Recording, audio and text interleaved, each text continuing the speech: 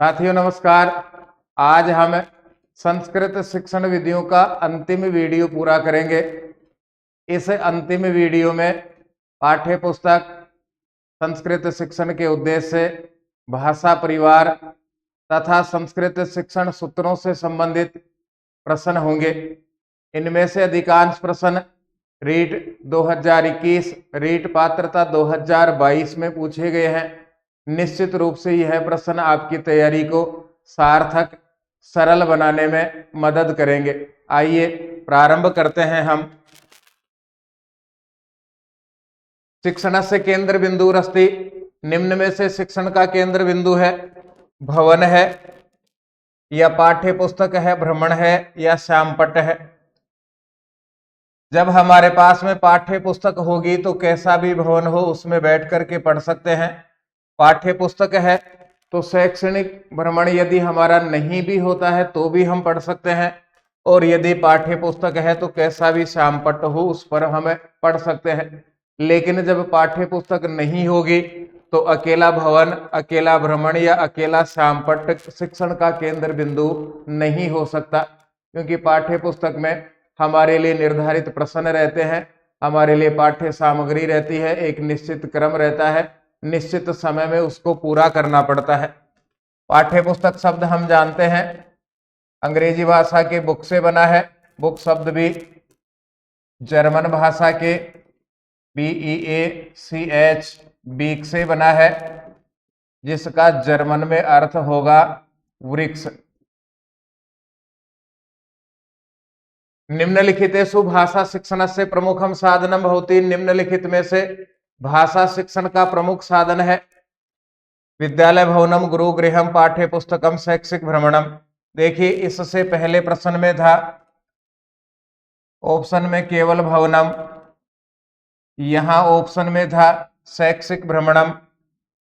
गुरुगृह के स्थान पर एक अन्य ऑप्शन लिखा हुआ था गुरुगृहम, इसके स्थान पर लिखा हुआ था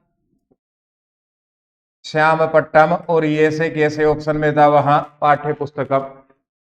भवनम, भ्रमणम, ये दो ऑप्शन पीछे के ऑप्शन से मैच कर रहे हैं, दो एक एक शब्द इनमें बढ़ा दिया गया। तो विगत प्रश्नों के आधार पर प्रश्न बनाए जा रहे हैं, इसीलिए बार बार निवेदन है आपसे विगत प्रश्नों को जरूर पढ़ करके परीक्षाओं में बैठे।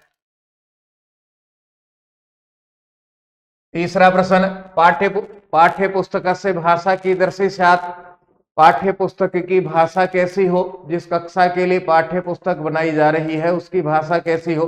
तीसरी के लिए कैसी होगी, 8वीं के लिए, उच्च माध्यमिक के लिए, उच्च स्तर के लिए। शिक्षकाणाम योग्यता अनुसार, शिक्षकों की योग्यता के अनुसार शिक्षकों को पढ़ाना है, पाठ्य पुस्तक को पढ़ना नहीं है।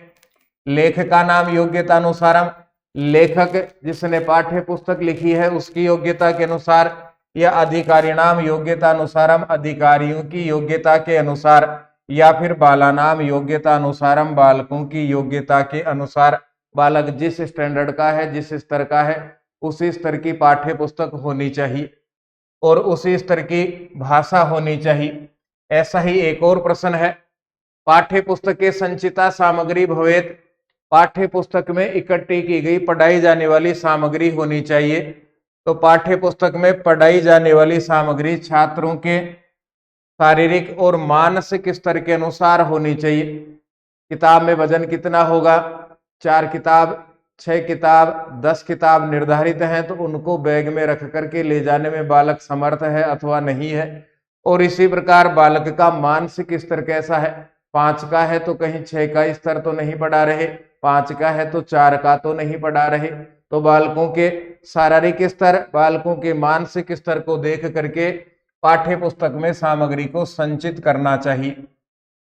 ये भी रीट में पूछा गया प्रश्न है। अधीत पाठ से स्मरणाय, पढ़े गए पाठ को याद करने के लिए। ज्ञानोपार्जनाय, ज्ञान का उपार्जन करने के लिए व उपार्जित करने के लिए। गृह कार्य करनाय च, और गृह कार्य करने के लिए केसाम आवश्यकता भवति, किनकी आवश्यकता होती है।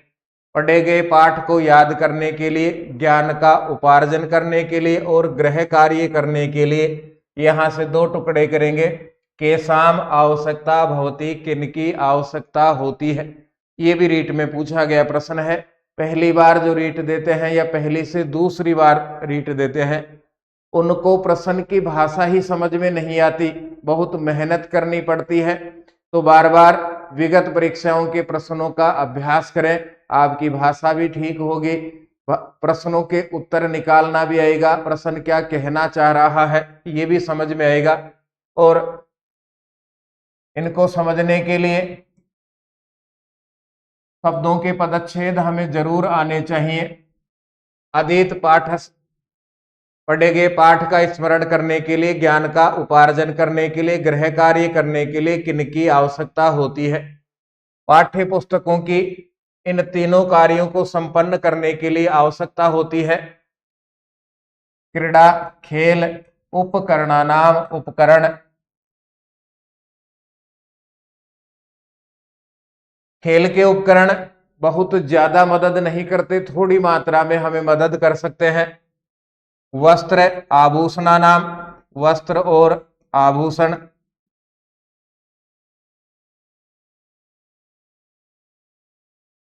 यहां भी दोनों को अलग कर लिया हमने। पुस्तकों की सबसे ज्यादा आवश्यकता रहती है, महत्वपूर्ण आवश्यकता रहती है खेल के उपकरण। कुछ मात्रा में गृह कार्य करने में, ज्ञान को उपार्जित करने में और पढ़े गए पाठ को वापस याद दिलाने में मदद कर सकते हैं, संपूर्ण नहीं है। इसी प्रकार वस्त्र और आभूषण भी कुछ मात्रा में मदद कर सकते हैं। आरामदायक वस्त्र होंगे तो कम समय में ज्यादा गृह कार्य कर सकता है, कम समय में ज्यादा सीख सकता है। और विविध भोजन वस्तु नाम, अनेक प्रकार के भोजन और वस्तुएं, अनेक प्रकार के खाद्य सामग्री भी कुछ मात्रा में मदद करती है। यदि बालक को खाद्य सामग्री ठीक देंगे, बालक में कुपोषण नहीं होगा, बालक का शारीरिक स्वास्थ्य ठीक होगा तो कम समय में ज्यादा सीख पाता है। ये तीनों ही ऑप्शन अपने आप में पर्याप्त नहीं है, पर्याप्त है पाठ्य पुस्तक। फिर आगे बढ़ते हैं। शिक्षक से शिक्षण से आधारभूतानि भवन्ति। शिक्षक के शिक्षण के आधारभूत होते हैं, अध्यापक के शिक्षण कार्य में आधारभूत होते हैं, रहते हैं।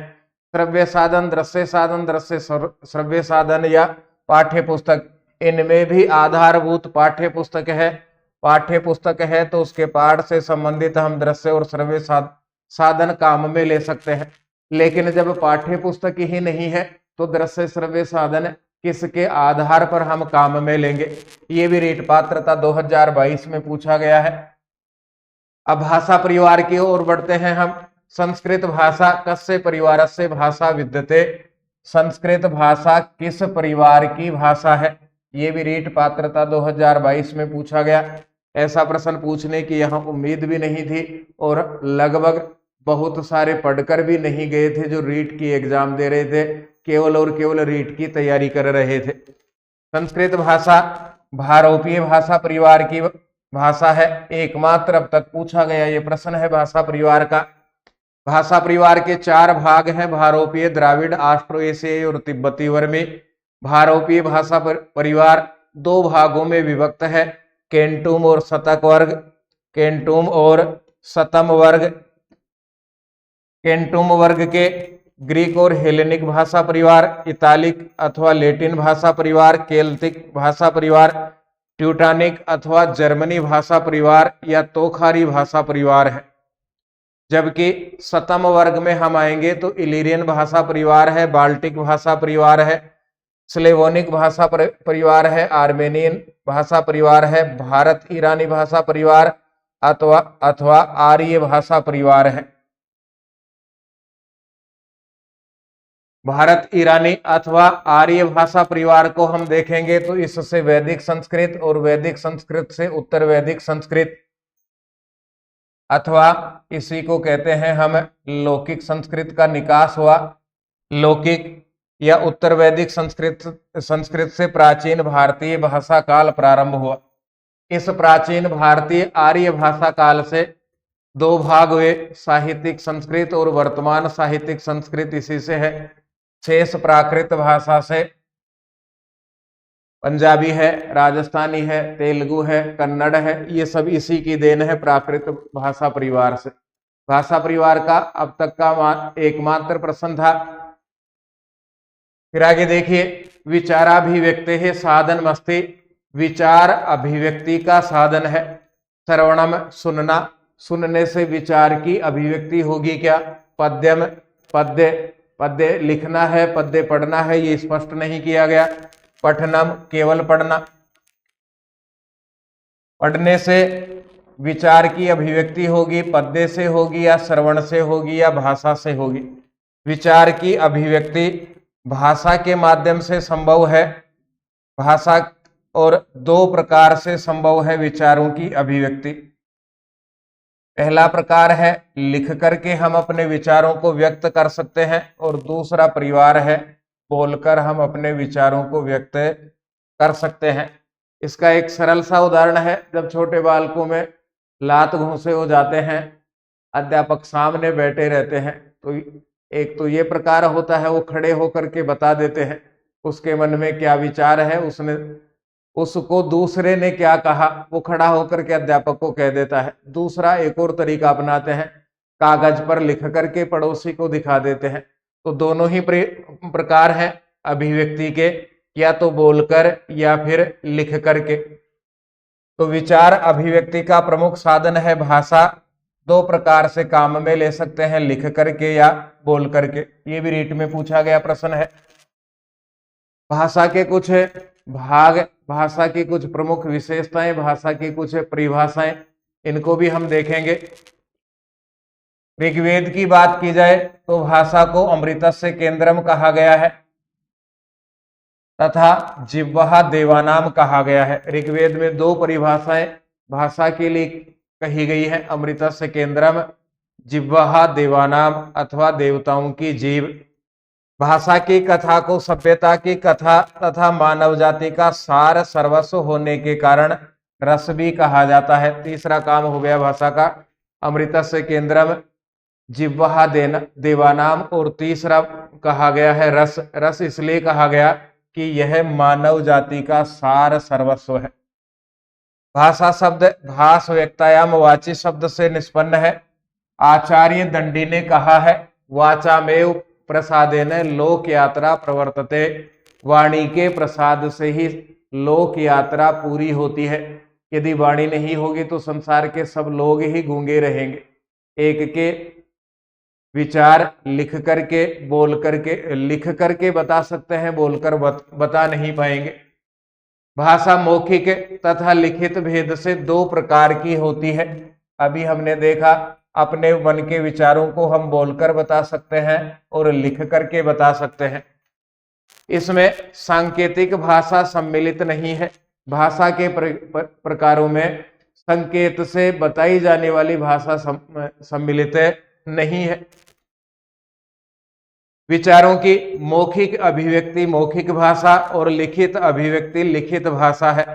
भाषा के मूल भाषा, जिसमें संसार की सब भाषाओं का जन्म हुआ, तो पहला भेद मूल भाषा हो गया।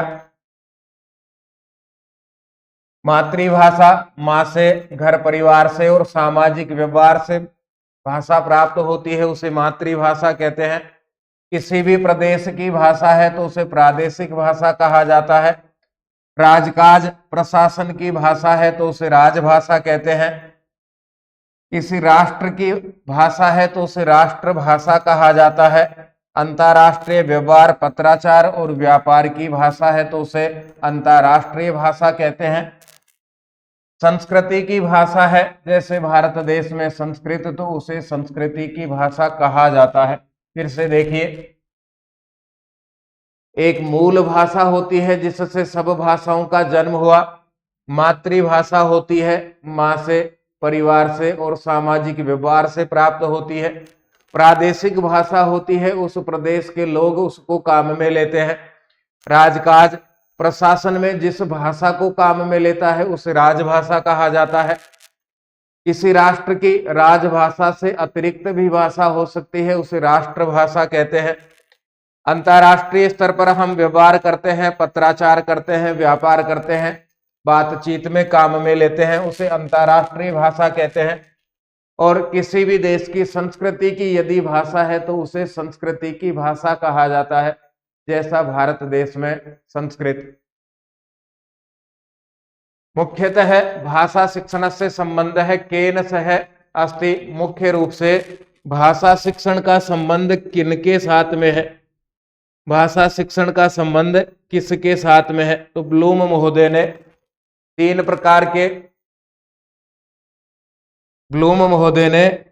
प्रकार के शैक्षिक उद्देश्यों को तीन भागों में बांटा है, ज्ञानात्मक, भावात्मक और मनोगत्यात्मक। ज्ञानात्मक, भावात्मक और तीसरा मनोगत्यात्मक, ये विभाजन किया है ब्लूम महोदय ने। विभाजन का नाम है शैक्षिक उद्देश्य। शैक्षिक उद्देश्य, शैक्षिक उद्देश्यों का ब्लूम महोदय ने ज्ञानात्मक, भावात्मक और मनोगत्यात्मक रूप में विभाजन किया है, और भाषा शिक्षण का संबंध इन तीन में से ज्ञानात्मक पक्ष के साथ में होता है। 2010 के बाद में उसमें से कोई प्रश्न नहीं था। 2018 में आई है सेकंड ग्रेड आरपीएससी। संस्कृत शिक्षण से उद्देश्यमस्ति, संस्कृत शिक्षण का उद्देश्य है अवबोधात्मक, ज्ञानात्मक और सृजनात्मक उपयुक्त सर्वम। अवबोध हो, संस्कृत का अवबोध हो, संस्कृत शिक्षण से संबंधित ज्ञान प्राप्त हो और सृजन की योग्यता उत्पन्न हो। तो तीनों ही उद्देश्य संस्कृत शिक्षण के होते हैं, इसलिए अपना ऑप्शन होगा उपयुक्त सर्वम। फिर आगे बढ़ते हैं। मुख्य रूपेण संस्कृत भाषा शिक्षण से उद्देश्यमस्ति, मुख्य रूप से संस्कृत भाषा शिक्षण का उद्देश्यम और अस्ति यहां से भी अलग होगा। अब प्रश्न समझ में आएगा। मुख्य रूप से संस्कृत भाषा शिक्षण का उद्देश्य है। संस्कृत भाषा क्यों सिखानी चाहिए? संस्कृत भाषायाम दक्षता प्रदानम, संस्कृत भाषा में दक्षता उत्पन्न करने के लिए, यज्ञ संपादनम, यज्ञ संपादित करने के लिए, भारतीय संस्कृति है प्रचार है, भारतीय संस्कृति का प्रचार करने के लिए, संस्कृत साहित्य से रक्षणम, संस्कृत साहित्य के रक्षण के लिए। संस्कृत भाषा शिक्षण क्यों होना चाहिए? तो संस्कृत भाषा में प्रवीण बनाने के लिए, संस्कृत भाषा में दक्षता उत्पन्न करने के लिए संस्कृत शिक्षण होना चाहिए। जब दक्षता उत्पन्न होगी तो यज्ञ का संपादन भी हो जाएगा, भारतीय संस्कृति का प्रचार भी हो जाएगा और संस्कृत साहित्य की रक्षा भी हो जाएगी। फिर आगे बढ़ते हैं। 3 स्तर, प्रारंभिक, माध्यमिक और उच्च स्तर, इन 3 स्तरों पर संस्कृत शिक्षण के उद्देश्य क्या होंगे? प्रारंभिक स्तर में संस्कृत पाठशालाओं में यदि हम पढ़ते हैं तो वहां पर प्रारंभिक स्तर पर प्राज्ञ, प्रथमा और पूर्व प्रवेशिका नाम की कक्षाएं आती हैं। यदि आधुनिक विद्यालयों में हम पढ़ाते हैं तो 6, 7, 8 को प्रारंभिक स्तर कहा जाता है। फिर से याद रखना, संस्कृत पाठशालाओं में यदि हम पढ़ रहे हैं तो संस्कृत पाठशालाओं में प्रारंभिक स्तर कहा जाता है प्राज्ञ को, प्रथमा को, पूर्व प्रवेशिका को, या प्राज्ञ, प्रथमा और पूर्व प्रवेशिका कक्षाएं संस्कृत पाठशालाओं में प्रारंभिक स्तर कहलाती हैं। जबकि आधुनिक विद्यालयों में हम पढ़ रहे हैं तो 6, 7 और 8 को प्रारंभिक स्तर कहा जाता है। प्रारंभिक स्तर पर संस्कृत शिक्षण के उद्देश्य इस प्रकार से रहेंगे। सरल गद्य पद्य को शुद्ध तथा स्पष्ट रूप से पढ़ने की क्षमता उत्पन्न करना, अपने से खुद से जोड़ते चले। जब हमें पढ़ाया गया तो उसी प्रकार के उद्देश्य रखे गए थे कि हम गद्य को, पद्य को लिख लें, स्पष्ट रूप से पढ़ सके। कुछ प्रसिद्ध श्लोकों को कंठस्थीकरण की प्रेरणा देना, सरल वाक्यों की अर्थ ग्रहण की क्षमता उत्पन्न करना। पढ़ाते समय कुछ वाक्यों का अनुवाद हम बालकों से करवा करके देखते हैं। 6, 7, 8 में हम पढ़ते जाते हैं, एक एक शब्द पढ़ते हैं, बालकों से कहते हैं आप अर्थ कीजिए। तो ये 3 उद्देश्य हो गए। इसके बाद संस्कृत से मातृभाषा हिंदी भाषा में, संस्कृत भाषा से मातृभाषा या हिंदी भाषा में, हिंदी भाषा से संस्कृत में अनुवाद की योग्यता उत्पन्न करना, संधि, कारक, शब्द रूप, धातु रूपों का ज्ञान प्रदान करना, ये अपने से जोड़ते चलेंगे। हमारी पाठ्य पुस्तकों में 6, 7, 8 में संधि के कुछ नियम रहते हैं, कारक के छोटे नियम रहते हैं, कुछ शब्द रूप रहते हैं, कुछ धातु रूप रहते हैं पाठ के पीछे की ओर, और इनसे संबंधित प्रश्न दूसरे तीसरे पाठ में देखने को मिल जाते हैं। अनुलेख और श्रुतिलेख का ज्ञान प्रदान करना। अनुकार तो होगा पीछे लिखना, पहले अध्यापक जी लिखेंगे, उसके बाद उसके साथ हम लिख सकते हैं, उसको अनुलेख कहेंगे। श्रुतिलेख लेख को सुधारने के लिए किया जाता है। कोई भी पुस्तक का पन्ना हमें बता दिया जाएगा, इससे नकल करके लानी है, इससे लिख करके लाना है, उसे श्रुतिलेख कहा जाता है। लघु वाक्यों में वार्तालाप की योग्यता उत्पन्न करना। ये भी हम जब प्रश्नों को पढ़ते हैं तो संवाद के रूप में कुछ प्रश्न रहते हैं, राम, रमा, सुरेश, महेश एक बोलता है, आगे उसके नीचे खाली स्थान रहते हैं, वो पूर्ति हमें करनी पड़ती है। उसका उद्देश्य यही है कि हमें छोटे वाक्य बनाने आ जाए। जैसे ये प्रकार हमने देखा है, ऊपर निर्देश है रिक्त स्थान पूर्ति, रिक्त स्थानम पूर्ति करणीय है, और यहाँ पठा में लिखा हुआ है, ऊपर निर्देश है, यहाँ खाली स्थान में कुछ शब्द रहते हैं, अहम, वयम, त्वम, आवाम, इस प्रकार से हमसे कहा जाता है खाली स्थान को देखिए और इनमें शब्द भरते चलिए। दूसरा सुरेश है, उसमें भी इस प्रकार से हो सकता है, महेश है, दिनेश है। तो ये छोटे छोटे वाक्यों से प्रश्नोत्तर हमें कराए जाते हैं, इसका उद्देश्य यही रहता है। फिर आ गए हम माध्यमिक स्तर। माध्यमिक स्तर कक्षा 9 और 10 के माध्यमिक स्तर पर संस्कृत भाषा अनिवार्य रूप से पढ़ाई जाती है। यहाँ माध्यमिक स्तर का तात्पर्य दोनों ही है, कक्षा 9 और 10, कक्षा 11 और 12। 11, 12 को कहेंगे हम उच्च माध्यमिक, 11, 12 को कहेंगे हम उच्च माध्यमिक, 9 को कहेंगे माध्यमिक या निम्न माध्यमिक। तो दोनों ही प्रकार के माध्यमिक स्तर की बात यहाँ की जाएगी। ये सीधा और सरल है। 9, 10 में अनिवार्य है राजस्थान में, जबकि 11, 12 में वैकल्पिक रूप से संस्कृत साहित्य हम पढ़ते हैं। फिर आगे बढ़ेंगे दोनों स्तरों पर, 9, 10, 11, 12 पर इस प्रकार के उद्देश्य रहेंगे। संस्कृत में लिखित अनुच्छेदों को, श्लोकों को लय, मात्रा, यति, गति, विराम चिन्हों का पालन करते हुए पढ़ने और अर्थ ग्रहण की योग्यता उत्पन्न करना। अनुच्छेद या कोई भी श्लोक हम लय पूर्वक, मात्रा पूर्वक, यति गति पूर्वक, विराम देते हुए पढ़ सके, साथ में उनका अर्थ भी हमें याद होता जाए, अर्थ भी समझ में आए।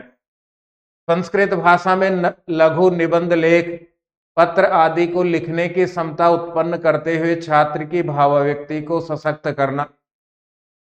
लघु, निबंध लेख, पत्र लेख, तो इसमें हमने देखा होगा, इससे संबंधित प्रश्न 9 और 10, 11, 12 में पूछे जाते हैं।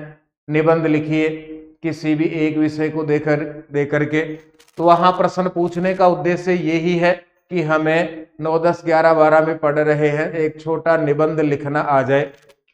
हमें पत्र भी वहीं जाकर के सिखाए जा रहे हैं 9, 10, 11, 12 में, उनका उद्देश्य भी यही है। संस्कृत से मातृभाषा हिंदी भाषा में अथवा मातृ हिंदी भाषा से संस्कृत में अनुवाद की योग्यता उत्पन्न करना।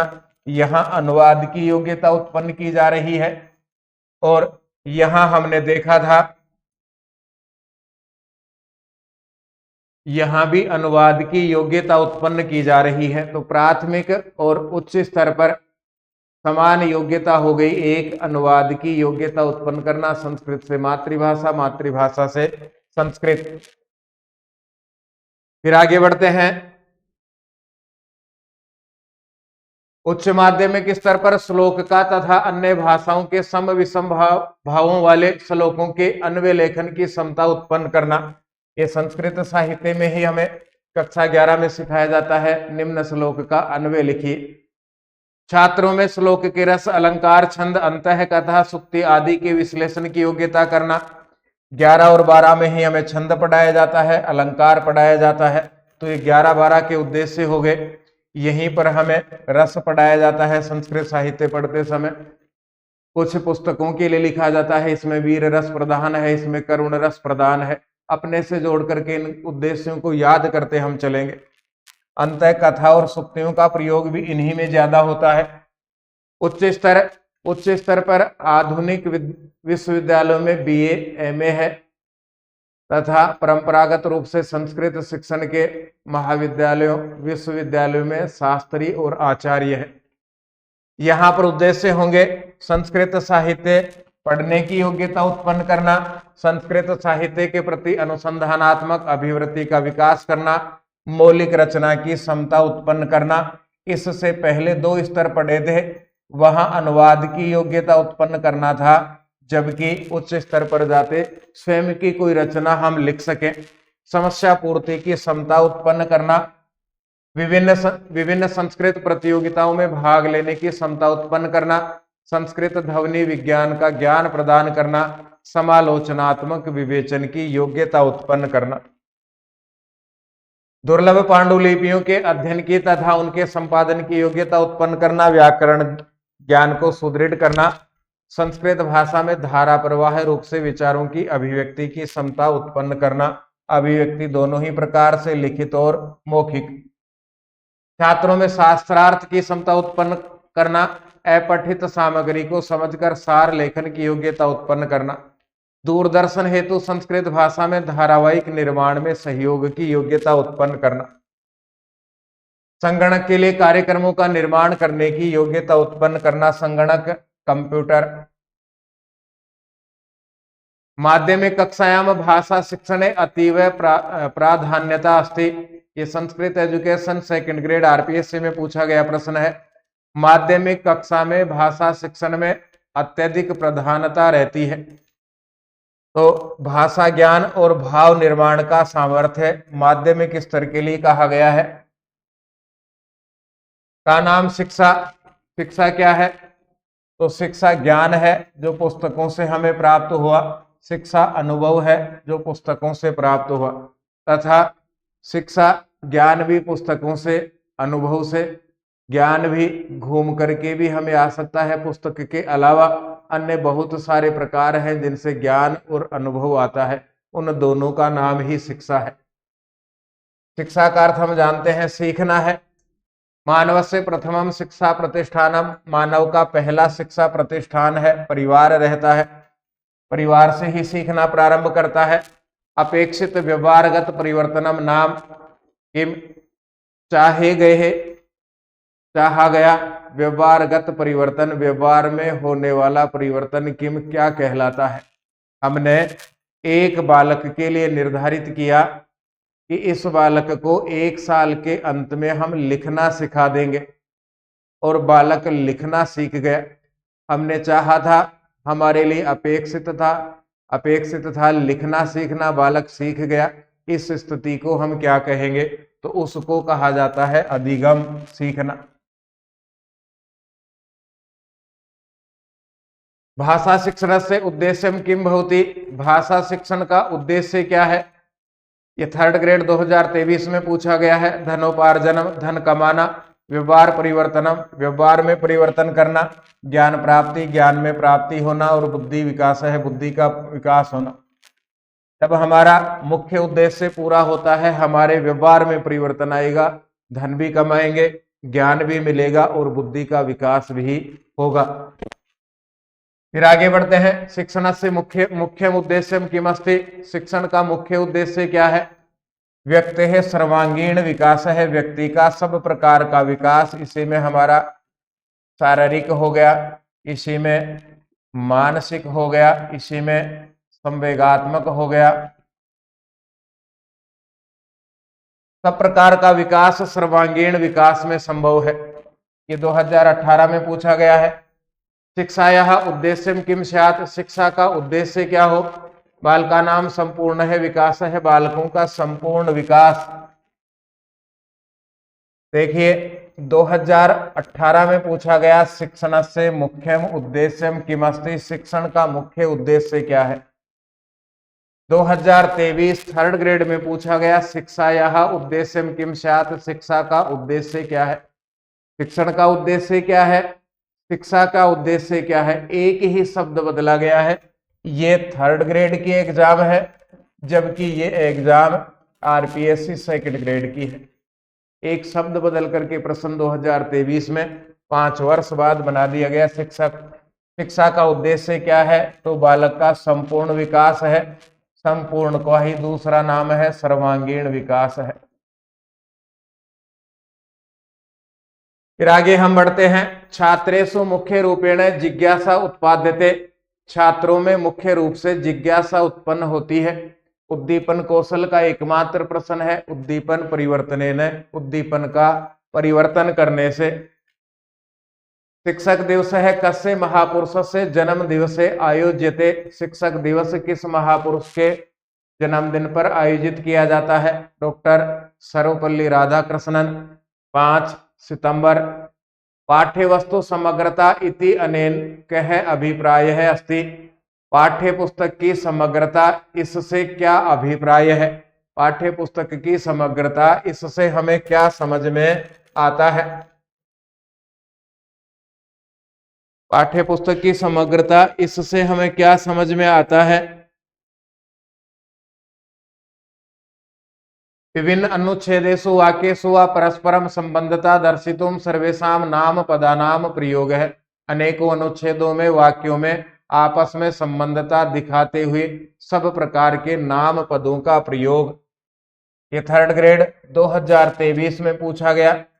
अब तक हमने इस अंतिम वीडियो में रीट 2021 के प्रश्न देखे, रीट पात्रता 2022 देखा, सेकंड ग्रेड सामान्य और संस्कृत शिक्षा विभाग देखा, साथ में थर्ड ग्रेड भी हमने देख लिया। यदि एक है शिक्षक है, एक शिक्षक शिक्षणम प्रति निष्ठावान नास्ति, शिक्षण के प्रति निष्ठावान नहीं है। सह स्वयं कक्षा शिक्षणात् दूरी करोति, वह अपने को कक्षा शिक्षण से दूर करता है। अत्र शिक्षके कस्य अभाव है वर्तते, यहाँ शिक्षक में किसका अभाव है। यदि एक शिक्षक शिक्षण के प्रति निष्ठावान नहीं है, वह अपने को कक्षा शिक्षण से दूर कर लेता है, कम जाता है, कम पढ़ाता है, बाहर समय बिताता है, यहाँ शिक्षक में किसका अभाव है। यहाँ व्यावसायिक नैतिकता का अभाव है, नैतिक मूल्यों का अभाव है, शिक्षण की योग्यता का अभाव है, शिक्षण कराना ही नहीं आता है, या फिर कार्य करने की क्षमता का अभाव है। चारों ऑप्शन देखने में ऐसे लगते हैं कि सारे ही सही है, लेकिन नैतिक मूल्यों का, व्यवसाय से संबंधित नैतिक मूल्यों का, जरूरी नहीं है जिस व्यक्ति में व्यवसाय से संबंधित नैतिक मूल्य नहीं है उसमें दूसरे नहीं हो। जैसे एक व्यक्ति कक्षा शिक्षण कम कराता है, लेकिन जरूरी नहीं कि वह ईमानदार नहीं है, वह बाहर बहुत अच्छा ईमानदार है, बाहर समाज में उसकी अच्छी छवि है, बाहर समाज में सब प्रकार के कार्य नैतिक ही करता है, अच्छे ही अच्छे करता है। तो व्यवसाय से संबंधित नैतिकता का उसमें अभाव है, इसलिए वह अपने को कक्षा शिक्षण से दूर करता है। शिक्षण की योग्यता नहीं होती तो परीक्षा पास करके नहीं आता। बहुत सारी परीक्षाएं बीए में आदि करके आया है, डिग्री करके आया है, और कार्य करने की क्षमता का अभाव है तो वो फिट नहीं है, फिट नहीं होता तो भी नौकरी नहीं कर पाता। छात्रेषु स्वाध्याय से अभ्यास है केन प्रकारेण वर्धितुम शक्यते। छात्रों में स्वाध्याय का विकास किस प्रकार से वर्धितुम बढ़ाया शक्यते जा सकता है। छात्रों में स्वाध्याय का अभ्यास किस प्रकार से बढ़ाया जा सकता है। स्व अध्याय, स्व के लिए, स्वयं के लिए अध्ययन करना, स्वयं के लिए पढ़ना, उसको स्वाध्याय कहा जाता है। वो स्वाध्याय हम पढ़ा रहे हैं, उसके साथ में सहायक पुस्तकें हो सकती है। वो स्वाध्याय जो कक्षा में पढ़ाकर भेजा गया है उसी को वापस पढ़ना हो सकता है। स्वाध्याय में वर्धन कैसे हो, स्वाध्याय कैसे बढ़े, स्वाध्याय में रुचि कैसे हो। तो शिक्षाप्रदम रोचकम साहित्यम प्रदाय, शिक्षाप्रद रोचक साहित्य देकर के, महापुरुषों की कहानियों से संबंधित साहित्य देकर के, भारत के बाहर के कुछ प्रसिद्ध शिक्षाविद हैं, कुछ प्रसिद्ध व्यक्तित्व हैं जिन्होंने सब प्रकार की विपरीत स्थितियों में रहते हुए शिक्षा से संबंधित, समाज के हर क्षेत्र से संबंधित कार्य किए हैं, उनसे संबंधित जीवनी, उनकी शिक्षाप्रद कहानियां बालकों को देकर के स्वाध्याय में रुचि उत्पन्न हम कर सकते हैं। संस्कृत एजुकेशन का प्रश्न है, सर्वेषु अध्यापन कौशल प्रश्नेषु इमानि प्रयुज्यन्ते। सब प्रकार के अध्यापन कौशलों में इनको काम में लिया जाता है। अधिकार, विधि, परिभाषा, सूत्र, ये 3 सूत्र तो व्याकरण के हैं। संज्ञा, परिभाषा, विधि, विधि नियम, परिभाषा सूत्र, और शिक्षण सूत्र है अध्यापन कौशल से संबंधित। कुछ अन्य शिक्षण सूत्र भी हैं। ज्ञाता दज्ञातम प्रति, ज्ञाताद अज्ञातम प्रति। पहली बार दे रहे हैं तो इनको अलग अलग करना जरूर आना चाहिए। स्थूलात सूक्ष्मम प्रति, स्थूल से सूक्ष्म की ओर। सरलात कठिनम प्रति, सरल से कठिन की ओर। पूर्णात पूर्ण से अंशम प्रति, अंश की ओर। विश्लेषणात संश्लेषणम प्रति, विश्लेषण से संश्लेषण की ओर। आगमनात निगमनम प्रति, आगमन से निगमन की ओर। अनिश्चितात निश्चितम प्रति, अनिश्चित से निश्चित की ओर। ज्ञानेन्द्रिय शिक्षणम, ज्ञानेन्द्रियों के माध्यम से शिक्षण होना। ज्ञानेन्द्रिय 5 कर्मेंद्रिय, 5 कर्मेंद्रियां हो गई, 5 ज्ञानेन्द्रियां हो गई। तो यहाँ ज्ञानेन्द्रिया का कहा गया है जिनसे हमें ज्ञान प्राप्त होता है, उनसे शिक्षण होना चाहिए। मनोवैज्ञानिक क्रमात तार्किक क्रमम प्रति, मनोवैज्ञानिक क्रम से तार्किक क्रम की ओर। ये 9 शिक्षण सूत्र हैं। कुछ प्रश्न इनके भी आ गए हैं। अनुवाद विधौ अयम सिद्धांत है, अनुवाद विधि में यह सिद्धांत काम करता है। तो अनुवाद विधि में संपूर्ण से अंगम प्रति, यह सिद्धांत काम में आता है। स्थूलात सूक्ष्मम प्रति, स्थूल से सूक्ष्म की ओर। इति किमुच्यते, इसको क्या कहा जाता है? ये रीट पात्रता का प्रश्न है। इसको शिक्षण सूत्र कहा जाता है। यहां यह भी हम ध्यान देंगे। शिक्षण सूत्रों से संबंधित मात्र 1 या 2 पेज होंगे जो हमें पढ़ने हैं, और प्रश्न आ गए यहाँ पर 4 प्रश्न 2 पेज से आते हैं तो बहुत बड़ी बात होती है। और जिनका ये पता हो कि ये पहले आ चुके हैं, आने की संभावनाएं हैं, तो ज्यादा पढ़ लेते हैं हम, अच्छे प्रकार से याद कर लेते हैं। स्थूल से सूक्ष्म की ओर शिक्षण सूत्र है। शिक्षण सूत्रेषु छात्राणाम समक्षम, शिक्षण सूत्रों में छात्रों के समक्ष उदाहरणानि प्रस्तुय नियम प्रतिगमनम, उदाहरण प्रस्तुत करके नियम की ओर जाना। इति कस्य शिक्षण सूत्र से विशेषता, यह किस शिक्षण सूत्र की विशेषता है? यहां हमें पूछा जा रहा है। शिक्षण सूत्रों में छात्रों के समक्ष पहले उदाहरण दिए जाते हैं, फिर नियम समझाया जाता है। यह कौन सा शिक्षण सूत्र है? तो नियम से हमें याद रखना है निगमन होगा, और उदाहरण से आगमन। जहां लिखा हुआ है शिक्षण विधि में, शिक्षण सूत्रों में उदाहरण, उससे हमें आगमन याद रखना है। और जहां लिखा हुआ है नियम, उससे हमें निगमन याद रखना है। नियम से निगमन हो गया, उदाहरण से आगमन हो गया। तो यहां सूत्र काम करता है आगमनाद निगमन प्रति, आगमन से निगमन की ओर।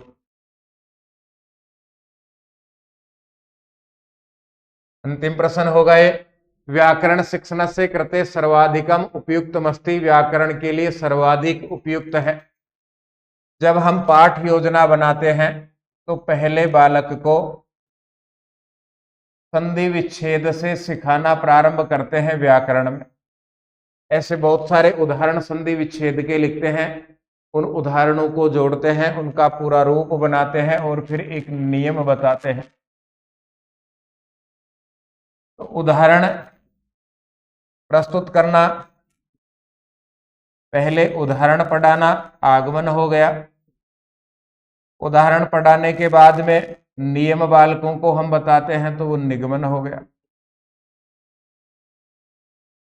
ये पाठ योजना बनाते समय, पढ़ाते समय की बात है। हो सकता है हम में से किसी का तरीका भिन्न हो, पहले नियम लिखवा दे, उसके बाद उदाहरण पढ़ाए जाए, ये भी हो सकता है। लेकिन सर्वाधिक उपयुक्त सूत्र यही है, पहले बालकों को उदाहरण पढ़ाएं, उदाहरण से निष्कर्ष नियम निकालना, नियम बनाना सिखाएं। तो उदाहरण पढ़ाएंगे, आगमन हो गया, नियम बताएंगे, निगमन हो गया। आगमन से निगमन की ओर। ये शिक्षण विधियों का अंतिम वीडियो था। अधिकांश शिक्षण विधियों में प्रश्न हमने रीट और रीट पात्रता के देखे, तो हम में से कोई ये भी नहीं कह सकता कि रीट और रीट पात्रता ही पढ़नी है, बाकी के नहीं पढ़े। प्रश्न आपस में मिल रहे हैं, तो जिनको अच्छे अंक चाहिए, बहुत अच्छे अंकों से परीक्षा पास करनी है, प्रथम श्रेणी के भी पढ़ने पड़ेंगे, तृतीय श्रेणी के भी पढ़ने पड़ेंगे, रीट और रीट पात्रता के भी पढ़ने पड़ेंगे। इतना सा अंतर है, जो रीट और रीट पात्रता की तैयारी कर रहे हैं उनको प्रथम श्रेणी के बहुत ज्यादा पढ़ने की आवश्यकता नहीं है, उनके सिलेबस से संबंधित नहीं है, उनको नहीं पढ़ने की आवश्यकता है। जबकि प्रथम द्वितीय श्रेणी तृतीय श्रेणी इनको ज्यादा पढ़ना पड़ता है, कुछ सिलेबस से बाहर भी पढ़ना पड़ता है। हमने ये सब संस्कृत सरला से पढ़ा है।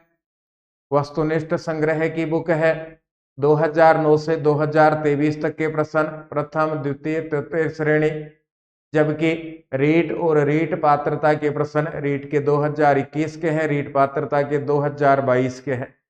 यह इसका द्वितीय संस्करण है। व्याख्या सहित बुक है। बुक से संबंधित किसी भी प्रकार का सुझाव हो, चैनल से संबंधित किसी भी प्रकार का सुझाव हो, आप जरूर भेजिएगा 9928946539 पर। हम फिर मिलेंगे। धन्यवाद। जय तु भारतम, जय तु संस्कृतम।